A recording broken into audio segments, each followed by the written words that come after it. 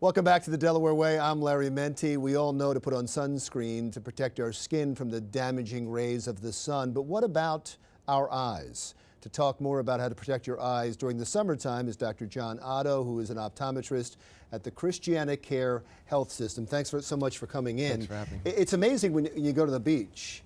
There's so many people, and truthfully, I'm one of them, who we don't have sunglasses on. We're not caring enough about our eyes, and yet we'll lather ourselves with sunscreen. But there can be damage.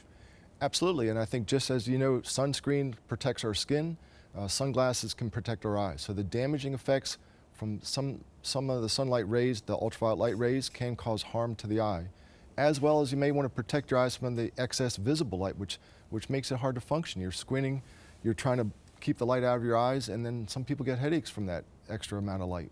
So you're talking about two different things, and Absolutely. explain exactly what that is. So you're talking about direct sunlight that can do damage to the eyes, and then you're just talking about it being bright outside. Right, we think of putting on sunglasses a lot just to protect our eyes from that visible light that's making our eyes have to squint and make us uncomfortable, not to be able to function. But we also have to consider the damaging light, the ultraviolet light has to be protected, and our sunglasses need to have ultraviolet protection in the sunglasses, or we can actually cause more harm. And the interesting thing is, the brightness is why we normally put sunglasses on when you're driving. But when you go to the beach, most people you look at don't have sunglasses on, and that's when the damage is being done. Correct. What kind of damage is done? Well, ultraviolet light is the damaging, influencing rays from our sun, and that sunlight can cause damage to the front surface of the eye, give you a sunburn of the delicate tissues of the front of the eye. Your eyes get a sunburn? Absolutely. So can you see it?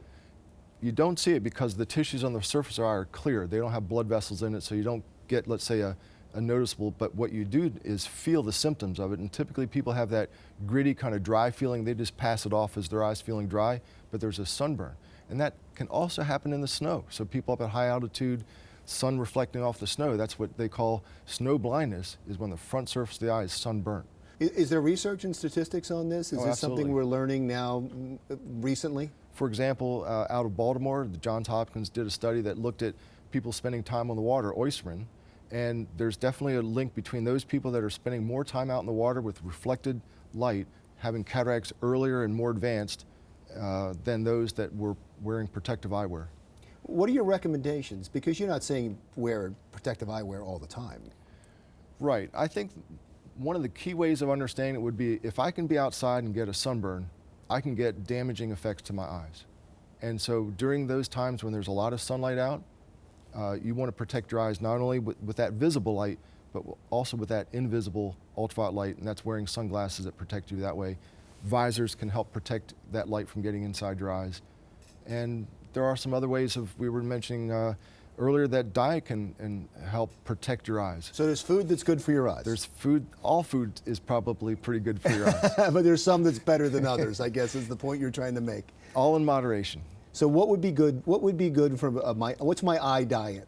Your eye diet should be the leafy green vegetables, carrots, things that have these pigments that are helpful to absorb some of these damaging rays inside our eyes. So what do you look for when you buy the sunglasses? It'll be on a label on the packaging that will say ultraviolet light A, B, hopefully 99% or 100% blocking. There's another termination called UV 400, which is just another way of expressing the same thing. Everything below that is blocked. That's what you should be looking for. And, yes. And anytime you're going to be out in the sun for a long period of time, wear sunglasses. Right, and it's kind of interesting. There's contact lenses now that when they're on your eye are protecting you from ultraviolet light. We still advocate sunglasses though in a case like that. Even the skin around your eye needs to be protected from wonderful. sunlight. Doctor, I really appreciate it. From sunlight. When did you get your last word in? Thank you so much, Dr. John Otto, optometrist, Christiana Care Health System. When we come back, our friends from the zoo will be here once again with a special friend. We'll find out what species when the Delaware Way continues.